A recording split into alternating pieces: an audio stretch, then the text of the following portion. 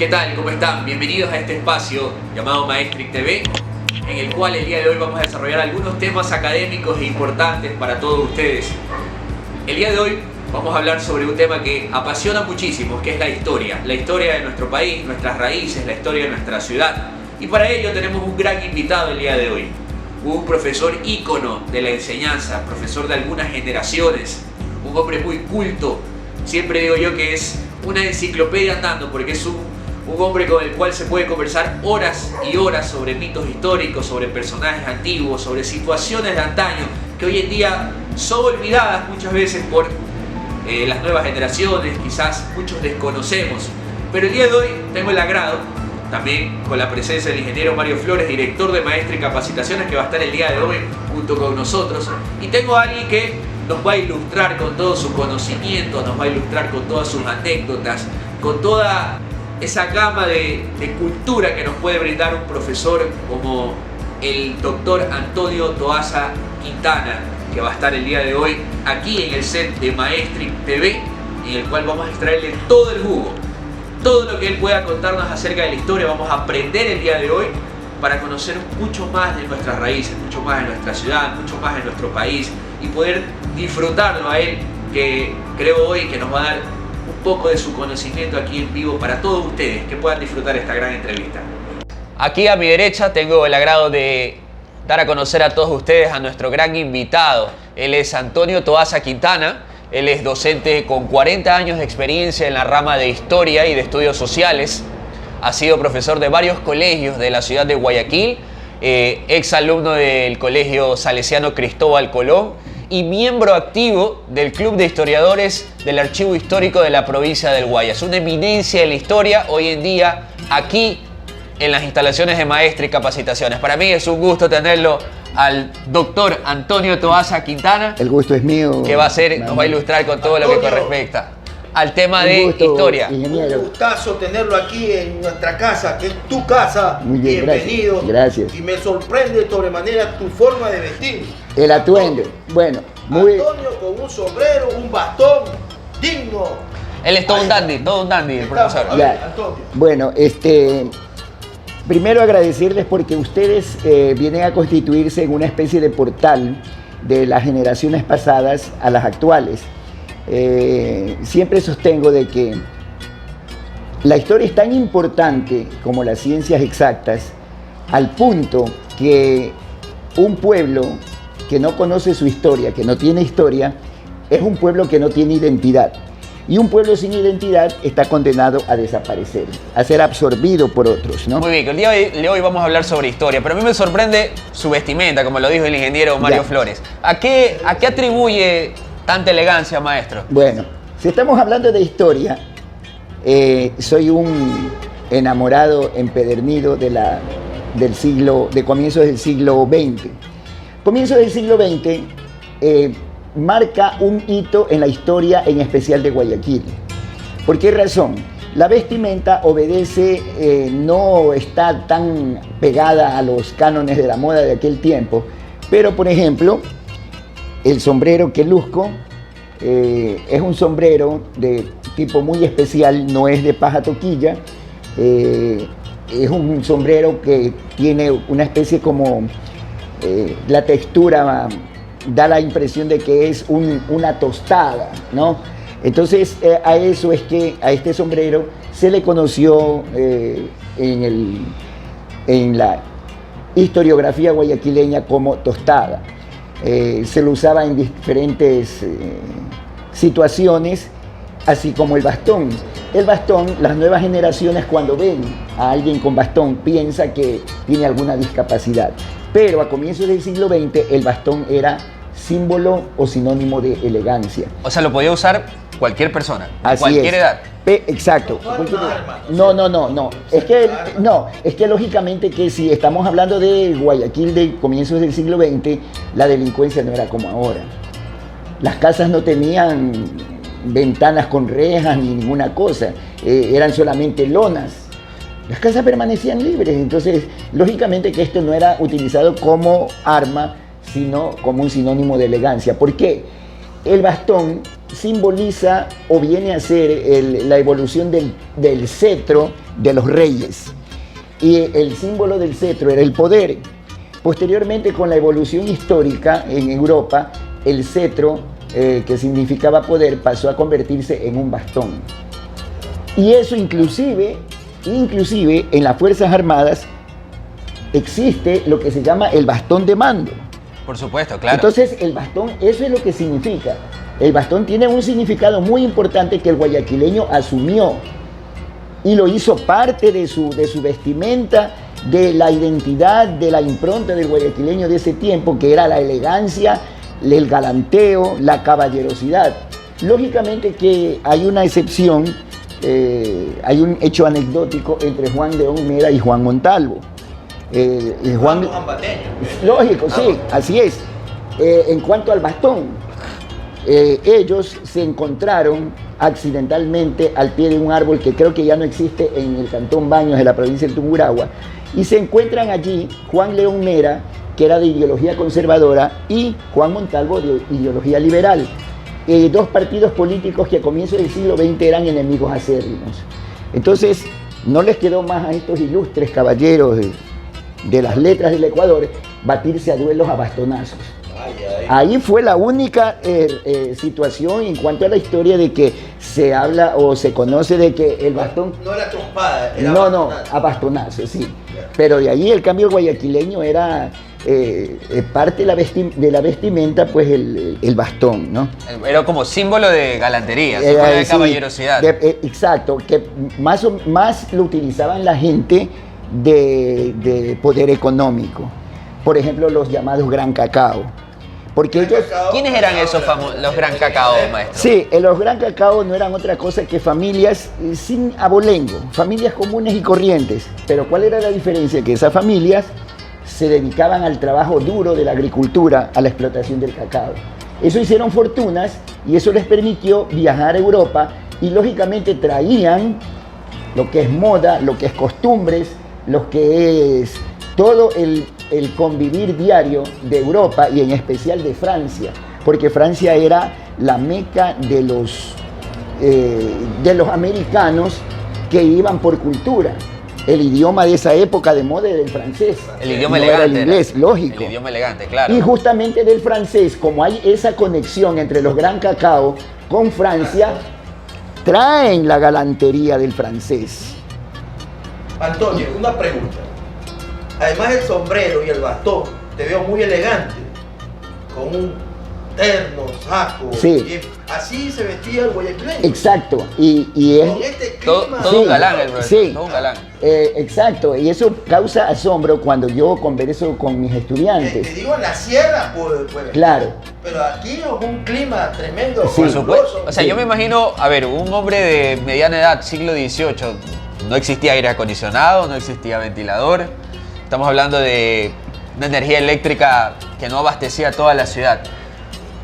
¿Cómo hacía una persona en aquella época para poder vestirse de tal manera que el clima No le afecte mucho. no le afecte mucho? Bueno, podría yo decir que era una especie de sacrificio del guayaquileño, pero eso nos da a entender cómo la elegancia estaba sobre el bienestar de la persona. Podía la persona estar sudando, podías tener irritación por el calor, pero más Valía la elegancia. la elegancia. Inclusive en las fotos de los museos, del Museo Municipal, del Archivo Histórico, se pueden ver trabajadores que están a pico y pala abriendo zanjas en las calles del Guayaquil de antaño y están con su tostada. Hay otros, el ciudadano común, con su saco, con su corbatín o su corbata. Eso sí era un Era una elegancia, igual no solamente el hombre, también las mujeres. Y hay una cuestión que aparte del bastón, un hecho que pasa desapercibido, que casi no lo conocen, son los 3 pañuelos que usaba el caballero guayaquileño de la época. 3 pañuelos. 3 pañuelos. Y ahora no usamos ni uno. Ahora no se usa ninguno. Así es como Claro. la evolución. Solo el pañuelo para llorar en un momento determinado. Así es. Ahora, ¿Y por qué 3 pañuelos? ya, el pañuelo, el primero, que estaba a la vista de todos en el saco, ¿no? En la solapa, este pañuelo, el caballero de Guayaquil de antaño, lo usaba solamente para las damas. O sea, Era para elegar, lógico. Ya. No nos olvidemos que la esencia del guayaquileño era el galanteo. Era el galanteo. Entonces, ese pañuelo era dedicado solamente para las damas. ¿Para qué? Limpiarle el sudor o, si había alguna situación fuera de lo común o de lo normal, secarle las lágrimas a la dama. Y ese pañuelo era perfumado exclusivamente para la dama. O sea, había la cortesía por parte del Lógico, hombre. el otro pañuelo que lo utilizaban al interior del saco era para él. No se mezclaban los pañuelos. Y el tercero, que iba en el bolsillo trasero, era para, de vez en cuando, pasarlo en los zapatos, porque el guayaquileño tenía sus zapatos como un espejo. Por eso también Entonces, la fama de los betuneros también que hubo. y en la lógico, época. así incluso es. hasta hay un ícono por Sí, parte de así es. Y eso es lo que no entendieron los políticos de aquel tiempo, que por qué es que estaba o está el betunero allí. Porque viene a ser parte de la historia de Guayaquil. ¿Ya? Parte. Es la presencia del guayaquileño, el buen porte del guayaquileño, el aseo del guayaquileño, que lastimosamente eso es historia. Porque las generaciones actuales, la verdad que es algo catastrófico verles cómo ya se ha perdido esto. Yo tengo una curiosidad, ya con respecto, haciendo una similitud con respecto a la actualidad. Usted que trabaja con adolescentes y trabajamos con jóvenes, ¿no? ¿Qué pasó, doctor Toaza? ¿Por qué se perdió esa costumbre, esa galantería por parte de los varones hacia las damas?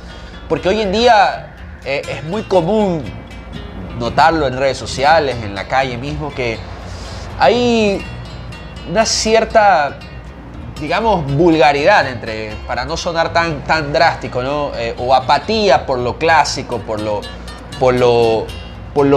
coloquial, por la galantería, por el buen trato, por la cortesía. ¿A qué se deben esos factores hoy en día, doctor Toaza? También la educación. Claro, indudablemente, Educación. indudablemente. Porque, como dice el ingeniero, la educación viene de casa.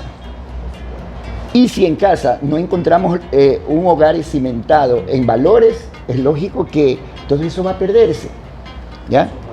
Ahora los chicos en un colegio pasan empujando al profesor y no lo saludan. Pero antes, si estamos remontándonos a más de un siglo en el pasado, lo fundamental, lo básico era la educación. ¿Qué ha hecho? Hay muchos factores que han incidido para que haya esta transformación. Pero citaré unos 3 o 4 como mucho, que es el primero, la evolución social que ha tenido no solamente Guayaquil ni el Ecuador, sino el mundo. No nos olvidemos que antes el que sostenía económicamente el hogar era el hombre. La mujer estaba dedicada exclusivamente para la educación El cuidado de los hijos. y el cuidado de los Claro, hijos. claro. Nosotros salíamos del colegio, nosotros que fuimos compañeros de colegio, no de graduación, pero sí de colegio, salíamos, Usted es mayor. lógico, es indudable, pero salíamos y sabíamos que en casa estaba nuestro almuerzo caliente y nuestra mamá esperando. Eso sí. Ahora, a mí me ha tocado ver chicos, estudiantes míos, que van a un restaurante cerca del colegio y se compran sus tarrinas de comida o se sientan a comer solos. Entonces, ¿qué es lo que ha hecho esto o a qué ha atentado todo esto?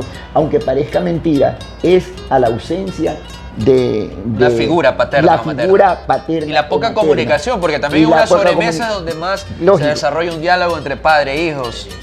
Por supuesto. Y aparte de eso, ha agravado, si cabe el término, la situación, el asunto de las redes sociales. Por supuesto. Las redes sociales inciden psicológicamente, especialmente en el joven.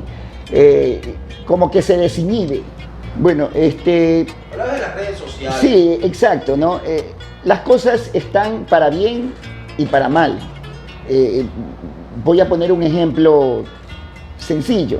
Las manos pueden dar caricias, pueden dar ternura, pero también pueden apretar el cuello. Claro. Eso sucede con las redes sociales. Lo que sucede es que no ha habido una guía oportuna al joven para que sepa cómo utilizar las redes sociales. Y aparte de eso, la soledad de ellos, El aislamiento. aparte de eso, el aislamiento, lo que ellos buscan, que no encuentran en la casa, entonces ha hecho que ellos traten de decir, hey, aquí estoy, yo existo. Claro. Entonces, tenemos casos de señoritas que comienzan a fotografiarse los pechos, comienzan a fotografiarse las piernas. Los famosos packs, ¿ya? que dicen los jóvenes. Exacto. ¿Qué es eso? Aunque es una degenerada. No, está diciendo existo. Correcto, es una manera de mostrarse. Es una manera de mostrarse. Listo. ¿Ya? Entonces, hay las partes que son positivas y las partes que son negativas, como en todas cosas. Por supuesto, en la parte educativa se puede. Pero ya que hablamos de Guayaquil y estamos hablando, profesor, de estos temas, estamos por cumplir 199 años del proceso de independencia, ¿no? Y estamos a un año del bicentenario de la independencia de Guayaquil. ¿Cuál es la importancia de esta fecha histórica? ¿Cuál es la relevancia de esta fecha histórica? Así es, sí, a un mes casi, Claro. ¿no? Bueno, lamentablemente, una gran mayoría de guayaquileños de la actual generación desconoce la capital importancia del 9 de octubre de 1820. Pero no tiene la culpa esta generación, las generaciones pasadas, sino que lamentablemente la historia del Ecuador debe urgentemente reescribirse. ¿Qué quiero decir con esto? Volver a escribir la historia del Ecuador. ¿Por qué? Porque la historia del Ecuador que existe ahora como tal no pasa de ser una simple historieta y no historia. Y ustedes me preguntarán, y los televidentes lógicos dirán, bueno, ¿Qué pasó? si me ve un miembro de la Academia Nacional de Historia, creo que me condenaría a la hoguera. Pero es una realidad. Decía yo que hay que reescribir la historia porque primero, el que supuestamente escribió la primera historia del Ecuador, el padre Juan de Velasco, jesuita, no recurrió a las fuentes primarias de la historia. Cuando los jesuitas fueron expulsados, él llegó a Roma y comenzó a escribir, como lo dijo el historiador Camaño, de una mente febril. Habla en esa historia de calles de oro, castillos de oro, ciudades de oro, los iris, algo inexistente. No hay una investigación.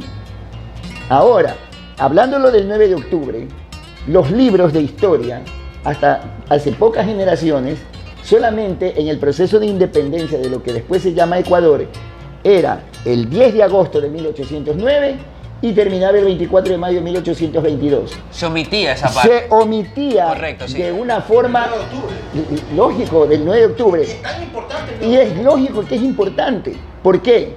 Le explico brevemente porque esto es un tema muy largo. El 10 de agosto, les guste o no les guste, no fue un movimiento pro independencia. Que se dice que fue el primer grito de independencia. Exacto, no fue el primer grito.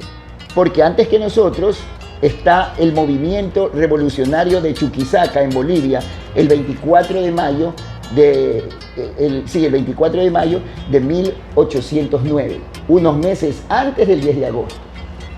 Pero bueno, dejemos eso ahí a un lado. Vamos a lo otro, de que en los libros de historia se habla de un primer grito de la independencia, cuando en el acta del 10 de agosto de 1809 son los aristócratas quiteños quienes allí, como reza el texto, no lo digo yo de memoria, está en el texto, dice: juramos lealtad a nuestro soberano don Fernando VII hasta que recupere el poder de España. ¿Por qué? ¿Qué había pasado? Que España era invadida por los franceses, Napoleón Bonaparte retira a Fernando VII del trono, exacto, y pone a su hermano José Botella como rey de España. O sea, fue un movimiento político. Exacto, pero no pro independencia, era un respaldo al rey que había sido destituido, había sido defenestrado. Esa es la realidad. Es la realidad, está en el acta del 10 de agosto. O sea, no era para liberar. No se al habla pueblo. en el documento en ningún momento existe la palabra independencia. No existe. ¿Qué ocurre con el 10 de agosto? Como fue algo hecho así, ya vamos a ver más adelante por qué es lo importante el 9 de octubre, es que se quedaron contentos con lo que hizo la Junta General, que respaldaba al rey, y permitieron que los españoles se reorganicen. Y ahí es que dan el golpe del 2 de agosto con la llamada La matanza de los Ese fue en próceres. 1810. Un año Así después. es, un año después. ¿Qué pasó con el 9 de octubre? El 9 de octubre, ya y hay que, nos guste o no nos guste, es que aquí hay que aclarar una cosa. En la historia, tenemos que ser desapasionados, que es imposible. Difícil. Es imposible.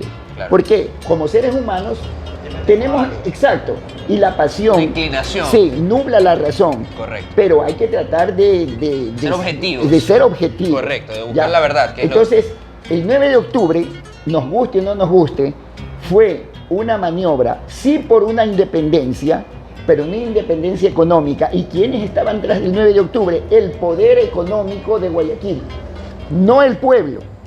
Es el poder económico de Guayaquil. Estos famosos aristócratas. Eso. Los cacauteros. Como Y usted dice. eso, sí, cafeteros, cacauteros. Ellos dijeron, bueno, ¿hasta cuándo vamos a dar nosotros a rompernos los pulmones pagando impuestos a la corona? Y más aún se agrava la situación cuando se lanzan las reformas borbónicas, que hay que sacarle más plata a las colonias para mantener un ejército, para mantener una sarta de vagos cortesanos en España. Entonces, eso dijo, bueno, lo que producimos se queda. Y comenzaron a lucubrar el asunto de la independencia. Aparece la figura de Isabelita Morlás, que también no es que es una prócer o que ella visualizó, no. Isabelita Morlás era una jovencita venezolana que ella estaba aburrida, que Guayaquil era una comunidad pequeña, no había el movimiento social en cuanto al banquetes, a fiestas que había en Caracas. Entonces ella dice, papá, hay que hacer algo por una reunión, una fiesta. Pero ella es por el asunto de su ímpetu de adolescente, que se encontraba aburrida. Porque Isabelita Morlás no pasaba de 16 años. Entonces, sí, ahora se hace la fiesta y ahí en la reunión es que aprovechan los guayaquileños y ya tienen todo diseñado el plan.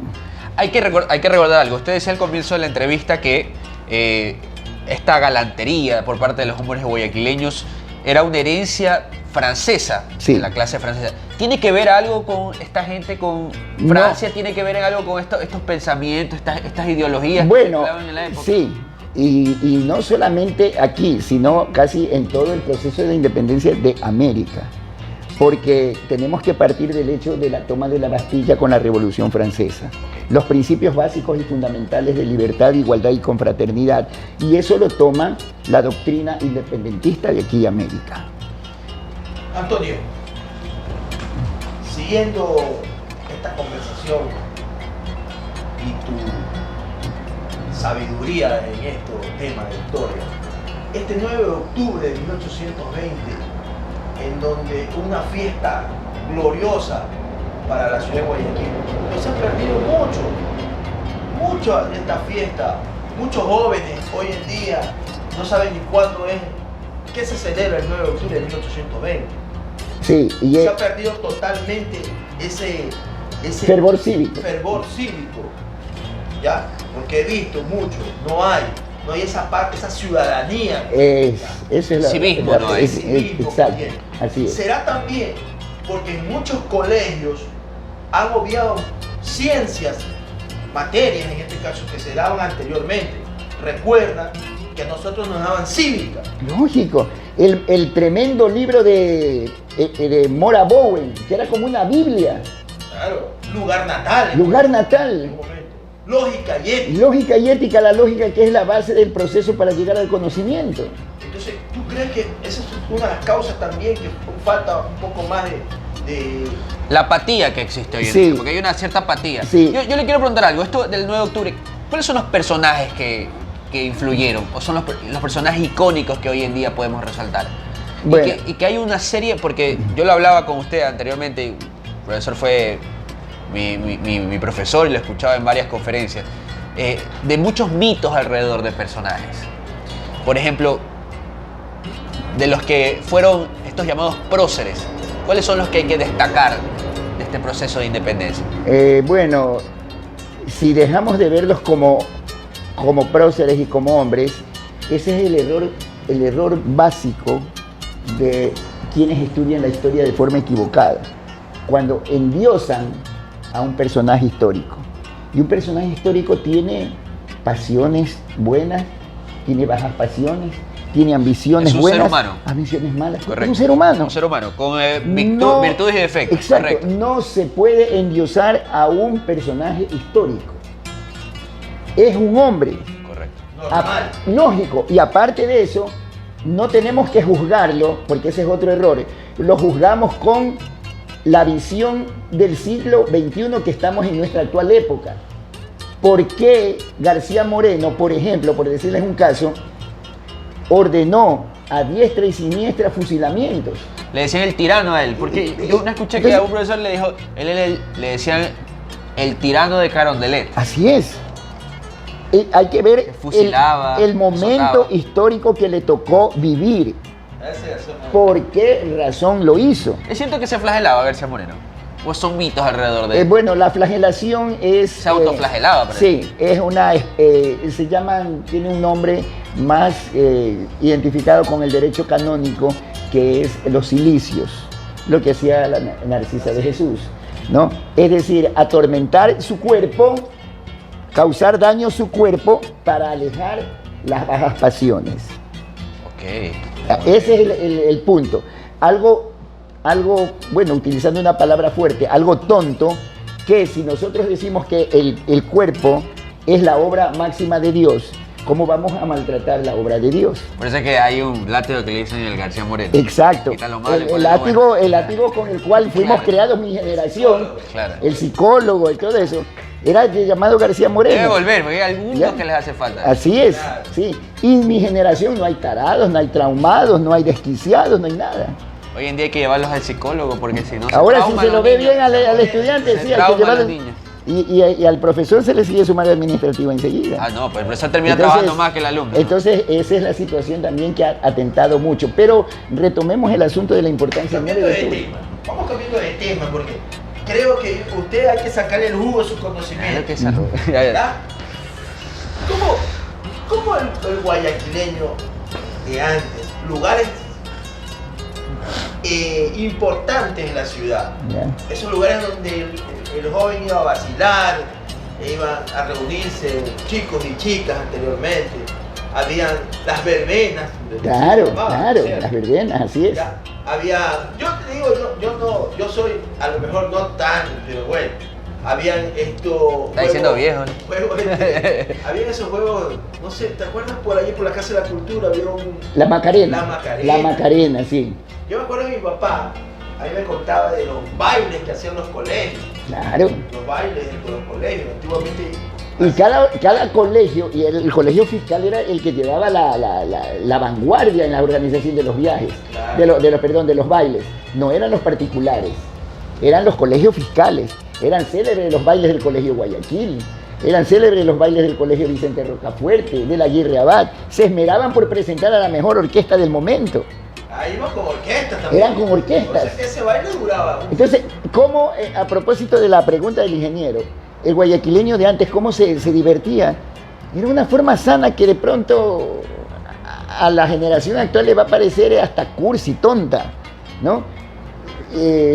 Y se me viene a la mente ahorita el célebre American Park, ¿Cuál que era era American Park? el American Park estaba ubicado donde hoy es el tenis club y parte de la cancha de fútbol del Vicente Actual Rocafuerte. puente 5 de junio. Exacto, Correcto, sí. Allí decían, Cerca de la Plaza Bacarizo Moreno, Sí. Malecón del Salado, Pero actualmente. en sí el American Park, ¿qué era? ¿Un parque de qué? era un parque de diversiones, había rueda moscovita, habían carruseles, se presentaban artistas, orquestas.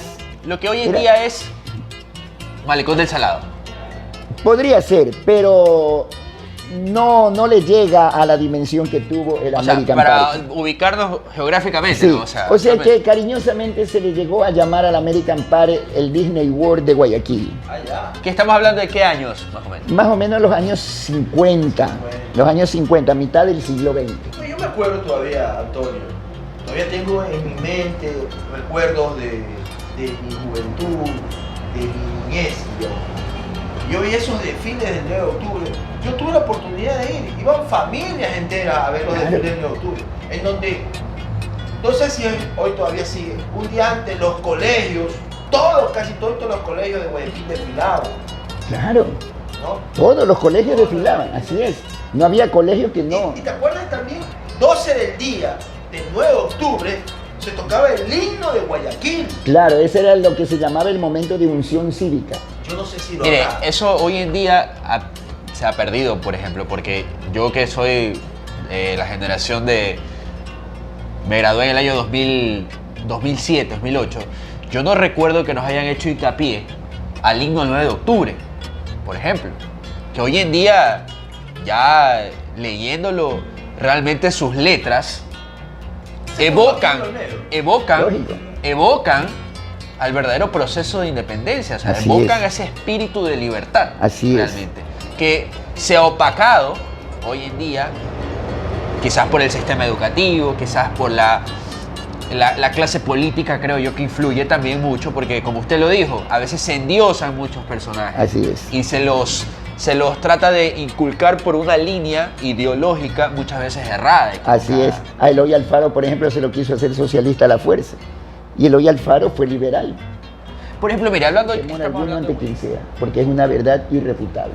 Es como cuando nos Ya. dicen, ¿por qué Guayaquil no es la capital? Exacto. ¿Por qué? Si tenemos un puerto, por ejemplo. Así es. Hay dos. Hay dos puertos. Hay dos. por ejemplo, El dos puerto puertos. de aguas profundas y el puerto marítimo. Incluso Ya. yo recuerdo que en Guayaquil, hablando en términos de futbolísticos, por ejemplo, hablaban de que Guayaquil es la capital económica del país, hablaban. Así es. Porque de capital deportiva eso la perdimos hace rato. Sí. No, hace pero rato. tenemos de todas maneras Al- aquí en Guayaquil al único tricampeón. los dos equipos. Y al único Claro. tricampeón. Los dos equipos. Sí. A Y- ver, Claro. Antonio, los dos equipos que tienen la mayor hinchada. Sí, y algo muy importante, que los dos equipos, ya que se toca eso, los dos equipos están enraizados en el proceso histórico de Guayaquil. No son El dos barrio equipos. Astillero. No son, exacto, el barrio del Astillero. Por ejemplo, ¿por qué creen ustedes que nace la barra del Emelec llamada La Boca del Pozo? Porque en las calles Rocafuerte y Julián Coronel, en toda una esquina, estamos hablando del Guayaquil de antaño, allí existía un pozo de agua, ¿ya?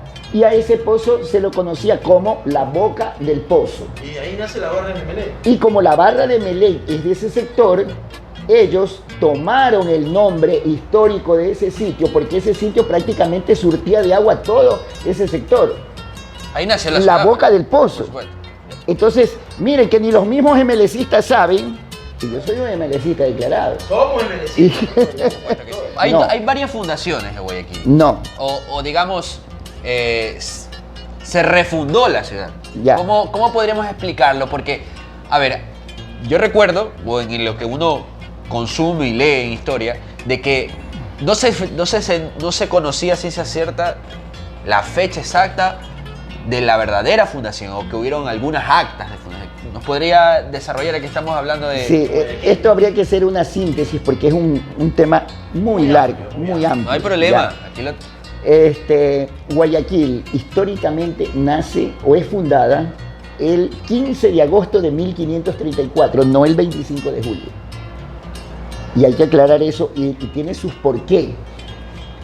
¿Quién la funda? Diego de Almagro. No fue Por- José Corellano. no, ¿por qué la funda? Es que todo tiene su porqué. Desde Panamá se organiza una expedición poderosa de españoles. Y ellos vienen en busca del dorado. El dorado es la leyenda del oro, que había aquí bastante, ¿no?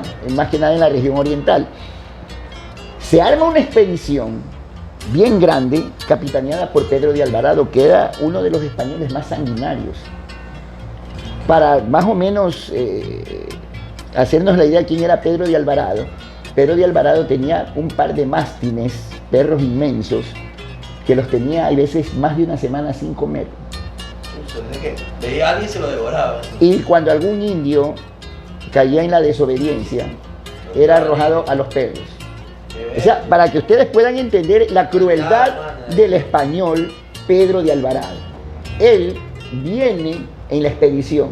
¿Qué pasa con los Pizarro, ¿ya? Los hermanos Pizarro? En ese momento se sorprenden. ¿Por qué? Porque el rey de España, mediante un documento, les da la potestad para establecerse en estas tierras, pero ellos omiten una cuestión muy importante, que es haber fundado una ciudad. No había fundado nada. Entonces, si Pedro de Alvarado llegaba y no encontraba fundado nada, Pedro de Alvarado se apropiaba de esto. Y los Pizarro afuera. Entonces, al saber eso, ¿qué le dicen? Diego, funda rápido alguna comunidad, unas 3, 4 casas. Funda que se viene Pedro de Alvarado. Tenían miedo a Pedro Alvarado. Lógico, y más que nada porque iban a perder. Sanguinario, pues era. Y no, y es que también iban a perder. Entonces, ¿qué es lo que hace Diego de Almagro en las llanuras de Liribamba, cerca de Riobamba, concretamente en un sitio denominado Sicalpa? Allí, Diego de Almagro funda la ciudad de Santiago de Quito. No era de Quito, la capital. Santiago de Quito. Y explico por qué lo del nombre. Los españoles, cuando fundaban una ciudad, anteponían al toponimio el nombre del santo predilecto y luego el nombre toponímico. Como eran las tierras del señorío de los Quitus, entonces Diego de Almagro pone al patrono de los ejércitos españoles, que es Santiago de Compostela o Santiago el Mayor, le antepone el nombre Santiago de Quito. Pero la visión de los españoles, de los exploradores españoles, era de que cada que ellos fundaban una ciudad debía de ser o tener una característica principal, que era estar pegada a un gran río y cerca al mar. Era la característica básica de lo que los españoles buscaban para establecer una ciudad, por cuestiones de comercio y más que nada por cuestiones estrictamente militares. Entonces, ahí comienza, no es que hay fundaciones, y eso es lo que la gente confunde. La fundación es un acto jurídico que se lo hace cuando nace una ciudad. Es como ni más ni menos haciendo una comparación. Una persona nace, se la inscribe y tiene su partida de nacimiento. Claro, no nace 2 veces. No nace 2, ni 3, ni 4 Correcto. veces tiene las partidas de nacimiento. Es una. Una sola vez. Eso pasa con las fundaciones. ¿Qué pasó con Guayaquil? Guayaquil comenzó, ya vino Pedro de Alvarado, hablaron con los Pizarro. Pizarro dijo, bueno, ¿sabes qué, mi hermano? Discúlpame que te hayan hecho venir por gusto, pero aquí ya está fundado esto. Recogieron por ahí un poco de oro, le entregaron a Pedro de Alvarado y prácticamente los Pizarro le compran el habituallamiento a Pedro de Alvarado. Entonces Pedro de Alvarado, bueno, dice, no he perdido, he salido ganando, me voy. Y quedó allí. Entonces se vienen los traslados, que son 4 traslados, hasta que llega el definitivo en el cerro de Lominchao, que así se llamaba en la lengua nativa, que quería decir cerro de vegetación lechosa, Lominchao. Y allí se establece ya definitivamente Santiago, ya no de Quito. ¿Por qué? Porque en los traslados que venía bajando a la costa, se encuentran con un personaje que sí existió, que no es mito, que no es leyenda, que es un cacique llamado Guayaquile. Okay. Bueno, eso ¿Ya? sí es verdad. Sí, pero no es Guayaquil, no, eso es un mito. Así que Guayaquil. Guayaquile. sí. Haciendo referencia a este monumento que está No, eso es el mito. Ese es el mito. Es mito, es sí. un mito. Que no tiene nada que ver con el cacique, que el cacique sí prestó a su gente, él ayudó a los españoles, se ganó el cariño y la confianza de los españoles. Ok. Entonces ellos fundan Claro. y se asientan definitivamente en el Cerro Santana, y allí sí, con una sola cosa, que coincide el asentamiento definitivo con el 25 de julio, que es la fiesta mayor en España hasta el día de hoy, en honor a Santiago el Mayor. Explíquenos esto del mito. ¿Qué es un mito? ¿Por qué tenemos a la entrada de la ciudad, viniendo desde el Puente de la Unidad Nacional, un monumento de Guayas y Quil? Ya, aquí hay que diferenciar la terminología, lo que es una diferencia entre mito y leyenda. Mito es lo que nos hace ver la cosmovisión de seres poderosos, lo que se llaman dioses. Eso es el mito. ¿Qué es la leyenda? La leyenda es, en cambio, personajes creados de la conciencia popular o que en realidad existieron, pero por sus hazañas, por sus hechos, por sus logros, se traspasa el umbral de lo histórico para convertirse en una leyenda. Le pongo un caso concreto. Edson Arantes do Nascimento. Pelé. Una leyenda. Es una leyenda. Es una leyenda. Claro. ¿Ven? Existió. Esa es la diferencia entre mito y leyenda. O sea, existió, más... Pero en el caso de Guayaquil no existieron. No existieron. Son personajes creados, nada más. Y en relación a la historia, Ecuador, podríamos decir que este tema de Abdón Calderón, por ejemplo, ¿qué vendría a ser? ¿Una leyenda? Con el respeto de la... Porque dicen esto que llegó y que... Con el respeto de la audiencia. Cogió la bandera con la... asta de la bandera con la boca. Distinguidos alumnos y ustedes que me han tenido la gentileza de invitarme, es la mayor estupidez que... Bueno, tal vez Manuel de Jesús Calle... Pero es una mentira repetida, porque sí, pasa exacto. generaciones. Manuel, ¿Sabes que cuando me lo contaba? Uno se sorprende. Uno se quedaba al helado pues cuando era niño y habían maestros que para eso era que... Y uno veía la escena, lógico.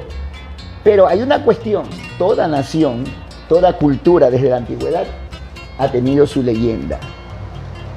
Ha tenido su personaje que todo el mundo quiere ser ese personaje. Escocia tuvo a William Wallace.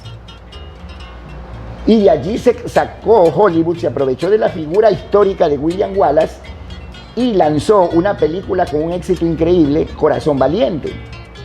Claro, sí. Y William Wallace insistió, realmente, pero se convirtió en leyenda. ¿Ya? Eso es lo que hay que diferenciar. ¿Ya? En cambio, Calderón, con eso, vuelvo y repito, Manuel de Jesús Calle, que es el autor del libro Leyendas del Tiempo Heroico, por eso es que le puso Leyendas del Tiempo Heroico, él trató es de que con eso se quede o sembrar el patriotismo en el corazón de los jóvenes de esa generación y posteriores. ¿Quiénes fallaron? Para mi criterio, fuimos los maestros. Que eso, una vez que fuimos maestros, no nos encargamos, no nos tomamos la molestia de decir a nuestros estudiantes, esto es una leyenda y esto es una realidad histórica. La leyenda existe para exaltar el sentimiento patriótico. Oh, ya, correcto. Entonces, esa es la diferencia. Que en parte, la historia, que es una historieta, como dije al comienzo, y que hay que reescribirla, mucho de culpa tenemos los maestros. ¿Por qué razón? Porque nosotros, y lo digo yo como maestro, no investigamos, no vamos a las fuentes primarias. Tenemos pereza de investigar. Nos falta investigación. Nos falta investigación. No solamente en nivel histórico, exacto, a nivel general. En todo, sí. Actualización permanente. Exacto, ¿ya? Entonces, ¿qué es lo que hacemos? Nos venden esa mentira, nos enteramos que es una mentira y seguimos esparciendo la mentira de generación en generación. Muy bien, muy bien. Listo. Bueno, agradecerles a todos los televidentes que han seguido el programa de Maestrix TV. El día de hoy con el invitado especial, el doctor Antonio Tobaza. Vamos a seguir subiendo más videos a lo largo de la semana. Vamos a seguir hablando de otros temas. Vamos a tener en otros momentos la gran invitación del profesor Tobaza para poder hablar de otros temas también correlacionados a la historia, desmitificar ciertos aspectos que a lo largo del tiempo han tomado un cuerpo distinto y se han acentuado como una verdad. Asimismo también invitarlos a todos a que comenten, le den like a este video y alguna sugerencia, alguna opinión siempre es bienvenida. Y sobre todo que esto sirva para poder de alguna u otra manera culturizar a la gente joven que realmente es el propósito de este espacio. Que tengan muy buen día, buena tarde, buena noche y nos vemos en otra edición